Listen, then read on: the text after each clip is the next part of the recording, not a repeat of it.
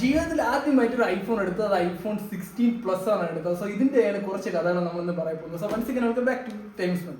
ആൻഡ്രോയിഡിൽ നിന്ന് ഐഫോണിലോട്ട് പോയാണ്. സോ അതിൻ്റെ ചെറിയൊരു ബുദ്ധിമുട്ട് കാര്യങ്ങളെല്ലാം ഉണ്ട്. മാത്രമല്ല ഈ ഐഫോൺ 16 Plusന്റെ ഒരു എക്സ്പീരിയൻസും കൂടെ നമ്മളിന്ന് പറയാൻ പോവുകയാണ്. സോ ഇത് എടുത്തത് നമ്മുടെ മനുവാണ്. സോ അതിനെപ്പറ്റി മനു സംസാരിക്കും. ആദ്യം തന്നെ പറയാനുള്ളത്, ഞാൻ കഴിഞ്ഞ 5 വർഷമായി ആൻഡ്രോയിഡ് ഉപയോഗിച്ച ഒരാളാണ്. അതിലെന്നാണ് നേരെ ഐഫോൺ 16 Plus ഏറ്റവും ലേറ്റസ്റ്റ് മോഡലിലേക്ക് തന്നെ പോയത്. അപ്പോൾ ഇതിനെക്കുറിച്ച് പറയുകയാണെങ്കിൽ ആദ്യത്തെ കാര്യം തന്നെ ആൻഡ്രോയിഡും ഇതിനും തമ്മിലുള്ള വ്യത്യാസം, ബാക്ക് ബട്ടൺ ഇല്ല. ബാക്ക് ബട്ടൺ ഇല്ല.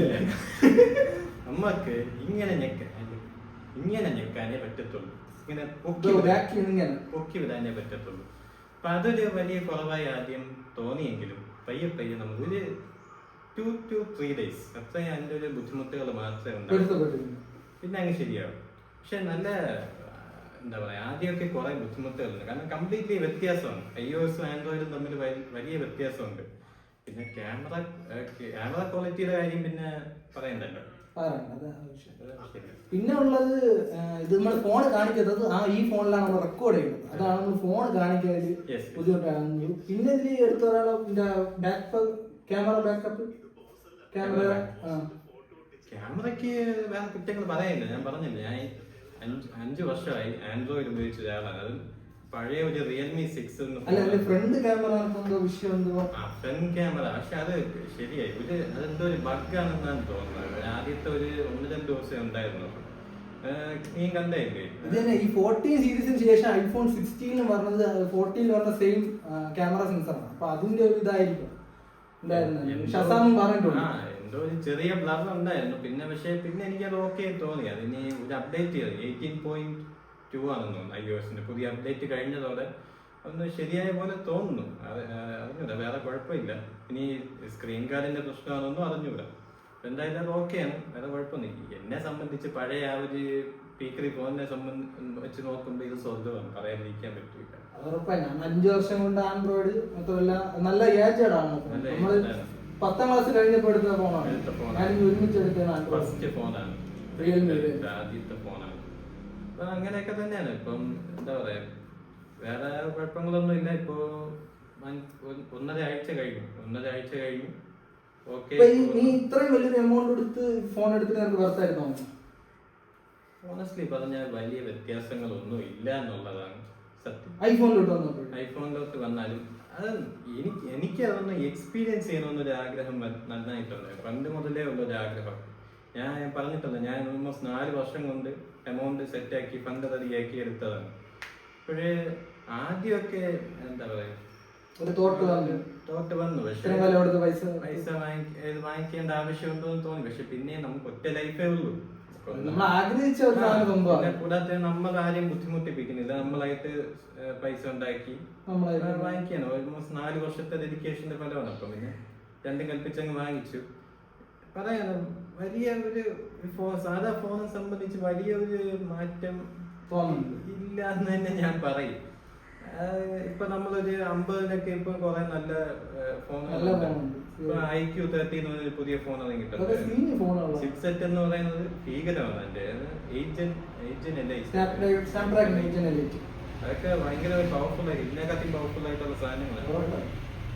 അതൊക്കെ മാർക്കറ്റിലുള്ളതാണ്. ആൻഡ്രോയിഡ് ഞാൻ പറഞ്ഞ വലിയ മാറ്റമില്ല. പക്ഷെ ഇത് പൊതുവേ ഉള്ള പറച്ചിലാണ്. ഒരു 4-5 വർഷം കഴിഞ്ഞാലും ഈ വാങ്ങിച്ച അതേപടി തന്നെ ഐഫോൺ ഇരിക്കും എന്നുള്ളത് പൊതുവേ ഉള്ളൊരു പറച്ചിലാണ്. ഇപ്പോഴും ഒരു ചെറിയ ബഗ് ഉണ്ട്. അത് നമ്മൾ ഈ വോയിസ് റെക്കോർഡ് ചെയ്തിട്ട് നമ്മൾ കേൾക്കുമല്ലോ, കേൾക്കുമ്പോൾ വോയിസ് കട്ടാവില്ല. പക്ഷെ ഇങ്ങനെ ഈ പോവുമല്ലോ, അത് നിൽക്കും, ഇടയ്ക്ക് സ്റ്റക്കാവും. അതിപ്പോഴും ഫേസ് ചെയ്യുന്നു. അതിന് ഇപ്പൊ ഒരു ബഗ്. പക്ഷേ ഇത് അപ്ഡേറ്റ് വന്നിട്ടുണ്ട്, അതിന് ചെയ്യണം. പേടി എന്ന് പറഞ്ഞാൽ ഭീകര പേടി, പറയാതിരിക്കാൻ പറ്റും. കാരണം ഇപ്പം പേടിക്കേണ്ട വകുപ്പില്ല. പണ്ടൊക്കെ ഐഫോൺ എടുക്കണമെന്നൊക്കെ ഇങ്ങനെ പേടിക്കേണ്ട ആവശ്യമില്ല. പക്ഷെ ഇപ്പൊ എല്ലാ ഫോണുകളിലും ഐഫോൺ ഗ്യാരണ്ടി കൊടുക്കുന്നുണ്ടോ? ഈ ഒരു ഗ്രീൻ ലൈൻ വന്നിട്ട് ഒരു മാർക്ക് കൊടുക്കാൻ അങ്ങനെ 30,000 കൊടുത്ത സെറ്റ് ചെയ്ത് അങ്ങനെ. അതൊക്കെ ആപ്പിൾ കെയർ എടുക്കണം. ആപ്പിൾ കെയർ ഒക്കെ ഒരു 13,000 രൂപയൊക്കെ ആവും. പറഞ്ഞ ആ കടക്കാര് അല്ലാതെ ഒരു ഓഫർ തന്നെയാണ്. ഒരു വർഷത്തേക്ക് 7,000 രൂപ തന്ന അവന്മാരും ചെയ്തു തരാന്ന് പറഞ്ഞാണ്. അവന്മാരുടെ അമ്മായി ചെയ്തതാണ് പറഞ്ഞത്. പിന്നെ അത് വേണ്ടെന്ന് പറഞ്ഞു. ഒരു വർഷത്തേക്കല്ലേ, ഒരു 2-3 വർഷത്തേക്ക് പറയുന്നതിൽ ഒരു ന്യായമുണ്ട്. പക്ഷെ ഒരു വർഷത്തേക്ക് അത് വസ്തല്ലാന്ന് തോന്നിയൊന്നും എടുത്തില്ല.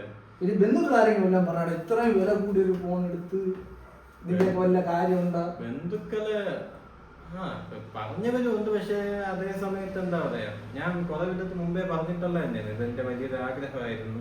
ഞാൻ മുമ്പേ പറഞ്ഞിട്ടുള്ള കോളേജിലൊക്കെ ചില കഴപ്പ് പോലുമില്ല. പറഞ്ഞിട്ട് കാര്യമില്ല. അത് ഒരു കവറ്, അത് ശരിയാണ്. കവർ ഒരു 1000 രൂപ കവറായിരുന്നു എന്റെ കവർ. ഇപ്പൊ കാണിക്കാൻ വകുപ്പില്ല.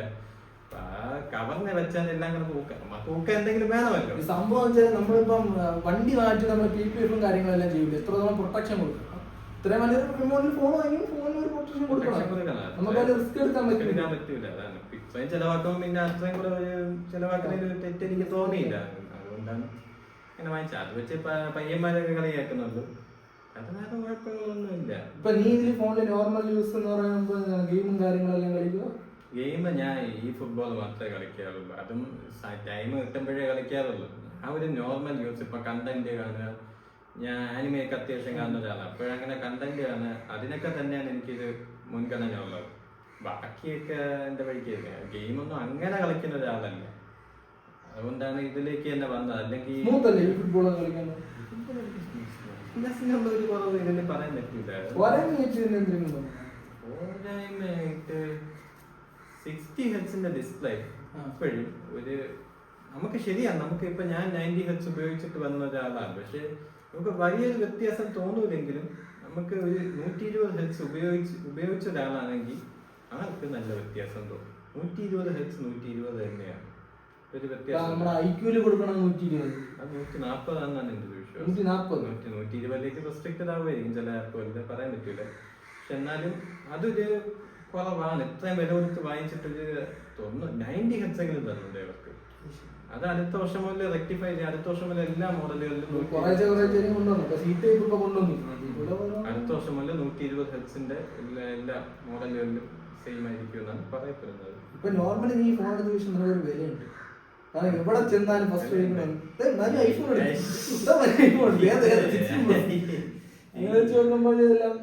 ഈ ഓരോരുത്തന്മാര് ചുമ്മാ പറയും. ഇപ്പൊ എന്റെ ഇത് കണ്ണാപ്പി ഫോണായെന്നൊക്കെ പറയും. ചപ്രി അങ്ങനെ പറയും. പക്ഷെ നമുക്ക് നമ്മുടെ ഒരു സിമ്പിൾ എന്ന് പറയുന്നത് തന്നെ കുറെ വർഷത്തെ ഒരു ആഗ്രഹവും ഡെഡിക്കേഷന്റെയും ഫലമായിട്ടായിരിക്കും ഒരുപാട് പേര് എടുക്കുന്നത്. ഒരുപാട് പേര് അങ്ങനെയാണ് എടുക്കുന്നത്. കുറെ കഷ്ടപ്പെട്ടിട്ടാണ് എടുക്കുന്നത്. അല്ലാതെ ഈ പൈസയുടെ അഹങ്കാരം കൊണ്ടൊന്നും അല്ല. ഇല്ലെന്നല്ല. പക്ഷെ എന്നാലും മറ്റൊരു നല്ലൊരു വിഭാഗം ഉണ്ട്. ഒരു ഫോട്ടോ എടുക്കാനായപ്പോഴും ചില നമ്മളൊക്കെ മുമ്പൊക്കെ ഇൻസ്റ്റാഗ്രാമിൽ പോസ്റ്റ് ചെയ്യാനായാലും ഫോട്ടോ എടുക്കാനൊക്കെ നമ്മൾ ഇപ്പൊ നമ്മുടെ ഫ്രണ്ടിന്റെ ഐഫോൺ അപ്പോഴൊക്കെ നമുക്കൊരു ആഗ്രഹം കാണും. നമുക്കൊരു ഐഫോൺ ഉണ്ടായിരുന്നെങ്കിൽ ഇങ്ങനെ അതൊക്കെയാണ് നമ്മളൊരു ആഗ്രഹം മോട്ടിവേറ്റ് ചെയ്യുന്ന ഒരു സാധനങ്ങൾ. അതൊക്കെയാണ് അപ്പൊ അങ്ങനെയാണ് നമ്മള് ഇതൊക്കെ അച്ചീവ് ചെയ്യുന്നത്. ഇനി ബാക്കിയുള്ളവർക്ക് ഐഫോൺ എടുക്കണവർക്ക് നിങ്ങൾക്ക് എന്തിനാണ് പറയുന്നത്? ഇത് എടുക്കണോ അതോ ആൻഡ്രോയിഡ് തന്നെ യൂസ് ചെയ്യാൻ മതിയോ? ആൻഡ്രോയിഡിൽ നിന്ന് ഇങ്ങോട്ട് വരുന്ന ഒരാളാണെങ്കിൽ ആദ്യമേ തന്നെ നിങ്ങൾ വിചാരിക്കുന്ന ഭീകര മാറ്റമൊന്നും ഐഫോണിൽ വരുമ്പോ ഇല്ല. പക്ഷെ ശരിയാണ്, ക്വാളിറ്റി ഈസ് ക്വാളിറ്റി. അത് പറയാതിരിക്കാൻ പറ്റൂല. ഇപ്പൊ എടുത്ത ഇതേപോലെ തന്നെ ആയിരിക്കും മോസ്റ്റ് ഓഫ് ദ കേസിൽ ഒരു 4-5 വർഷം കഴിഞ്ഞാൽ പോലും അത് ഇതിന് അവകാശപ്പെടാൻ പറ്റുന്ന മാത്രം ഒരു സംഗതിയാണ്. പിന്നെ വീഡിയോ ക്വാളിറ്റിയെ പറ്റാൻ സാധനം ഇല്ല. ഒരു രക്ഷയില്ല. ഇപ്പം വിവോയിലെ ഒരു X200 അത് തന്നെ. അത് ഫോട്ടോയ്ക്കൊക്കെ ഇതിന്റെ അപ്പുറത്താണ്. പക്ഷെ വീഡിയോക്ക് ഇതിനൊരു പ്രത്യേക ഒരു ടച്ച് ഉണ്ട്. അത് ഇന്നേ വരെ മറ്റൊരാൾക്ക് അത് റെപ്ലിക്കേറ്റ് ചെയ്യാൻ പറ്റിയിട്ടില്ല.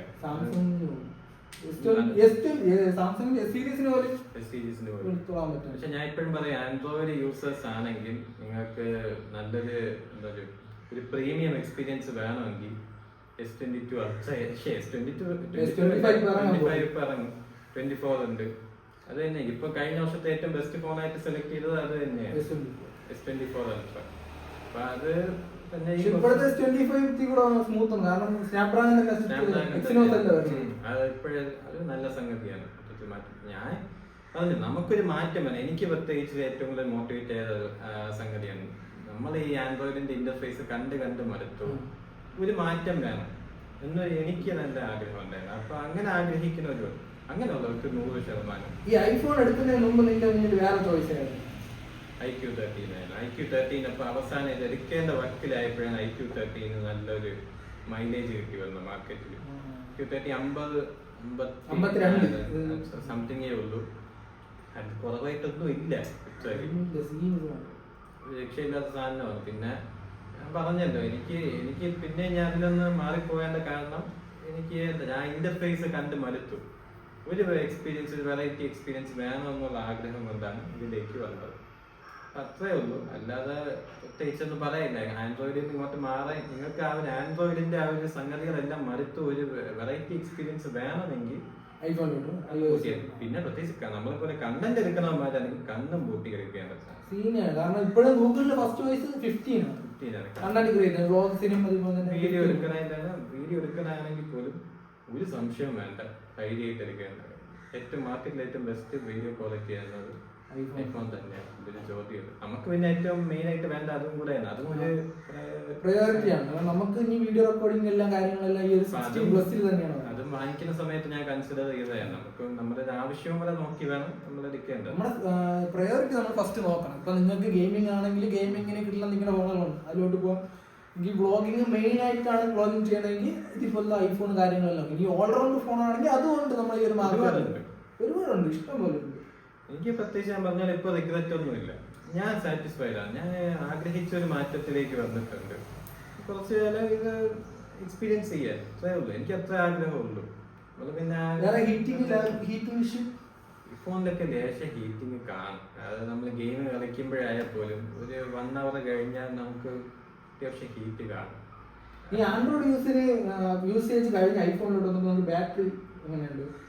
ബാറ്ററി ഇതിൽ കുറച്ചുകൂടെ ഡ്രെയിൻ ആവുന്നതിന്റെ ലേശം പ്രശ്നമുണ്ട്. അത് ഇനി അപ്ഡേറ്റിന് ശേഷം വന്നൊരു പ്രശ്നമാണെന്നൊരു സംശയമുണ്ട്. ഇതിന് മുമ്പ് അത്ര സ്പീഡിലായിരുന്നു എന്റെ പഴയ ഫോണിൽ പക്ഷെ ട്രെയിനിങ് ഉണ്ടെന്നുണ്ട്. പക്ഷെ ഇപ്പോഴും ആൻഡ്രോയിഡ് ഫോണുകളിൽ ട്രെയിനിങ് ഒക്കെ അത്യാവശ്യം കൺട്രോൾഡാണ്. ഇപ്പൊ iQ13 പോലും കുറെ സ്ക്രീൻ എന്തെങ്കിലും കിട്ടുമെന്നാണ് പറയുന്നത്, അറിയില്ല, നമ്മൾ ഉപയോഗിക്കാത്തത് അറിഞ്ഞൂടെ.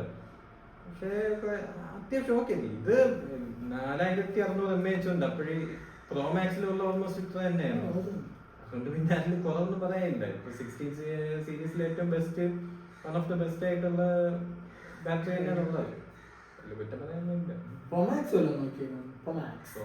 ഒന്നും താങ്ങില്ല, അത്രയ്ക്കൊന്നും പോകാനുള്ളൊരു ഇൻകം ഉണ്ടായിരുന്നില്ല. കുറച്ച് ഒരു 2-3 വർഷം കൂടെ നിന്നാൽ ചിലപ്പം എടുക്കാൻ പറ്റുമായിരുന്നാണ്. പക്ഷേ നമുക്കിനിയിപ്പോ അങ്ങനെ നാളെ ജീവനോട് ഉണ്ടോ എന്ന് നമുക്ക് അറിഞ്ഞില്ല. അപ്പോഴല്ലേ നമ്മൾ അങ്ങനെ നോക്കേണ്ട കാര്യമില്ല. നമ്മുടെ ഇപ്പോഴത്തെ ആഗ്രഹം സമയം കൊണ്ട് മാക്സിമം എല്ലാവരും പറയുന്ന കാര്യം നോക്കണം. നിങ്ങൾക്ക് ഇപ്പൊ ഐഫോൺ ആണ് അല്ലെങ്കിൽ iOS ആണ് ബെറ്റർ നിങ്ങൾക്ക് തോന്നുന്നെങ്കിൽ നിങ്ങൾക്ക് ഉറപ്പായിട്ടും iOS ചൂസ് ചെയ്യാം. അല്ലെങ്കിൽ ആൻഡ്രോയിഡ് ആണെങ്കിൽ ഓക്കെ. എന്റെ കോളേജിൽ തന്നെ ആൻഡ്രോയിഡ് യൂസേഴ്സും iOS യൂസേഴ്സും ഉണ്ട്. അതിൽ മിക്കരും സാംസങ് S24 ഉപയോഗിക്കുന്നവരുണ്ട്, അല്ലെങ്കിൽ iQന്റെ കൂടിയ ചിപ്സെറ്റുള്ള അവർ യൂസ് ചെയ്യുന്നുണ്ട്. അവർക്ക് ആൻഡ്രോയിഡ് ആണെങ്കിൽ ആൻഡ്രോയിഡ്, iOS ആണെങ്കിൽ iOS. നിങ്ങളുടെ ഒരു ആഗ്രഹം പോലെ ഇരിക്കും. നിങ്ങൾക്ക് എന്താണ്, നിങ്ങൾക്ക് ഇഷ്ടങ്ങൾ എന്താണ്? ഓൾറൗണ്ടർ ഫോണായി ഏതായാലും എങ്ങനെയായാലും ഒരു വെറൈറ്റി എക്സ്പീരിയൻസ്, അങ്ങനെ നിങ്ങളുടെ ആഗ്രഹം പോലെ ജീവിക്കുക, അത്രയല്ലേ ഉള്ളൂ. അതിൽ നമുക്ക് വേറെ കാര്യങ്ങളൊന്നും നോക്കേണ്ട ആവശ്യമില്ല. ഇതില് നമുക്ക് സാറ്റിസ്ഫൈഡ് ആണ്. നമ്മൾ മൊത്തത്തിൽ ടോട്ടലായിട്ട് നോക്കുമ്പോൾ നമ്മൾ ഇതിൽ കണ്ടന്റിനൊക്കെ നല്ല രീതിയിൽ നമ്മൾ യൂസേജിന് ഈ ഒരു 60+ അതാണ് നമുക്ക് ഒരു പെർഫെക്റ്റ് ആയിട്ട് ഈ ഒരു സിസ്റ്റം നമുക്ക് തരുന്നുണ്ട്. നമുക്ക് വേറെ കുറ്റങ്ങളോ കാര്യങ്ങളോ ഒന്നും ഇല്ല. സോ എന്തായിരുന്നാലും ഇതാണ് നമ്മുടെ ഐഫോൺ 16+ ഉള്ള നമുക്കുള്ള റിവ്യൂ. സോ നിങ്ങൾ 16+ അല്ലെങ്കിൽ ഐഫോൺ യൂസേഴ്സ് ആണെങ്കിൽ നിങ്ങൾക്കുള്ള നിങ്ങളുടെ ആ ഒരു കുറ്റങ്ങളും കുറവുകളും ജസ്റ്റ് ഒന്ന് കമന്റിലൂടെ അറിയിക്കുക. സോ അടുത്ത വീഡിയോ കാണുന്നതായിരിക്കും. ബൈ.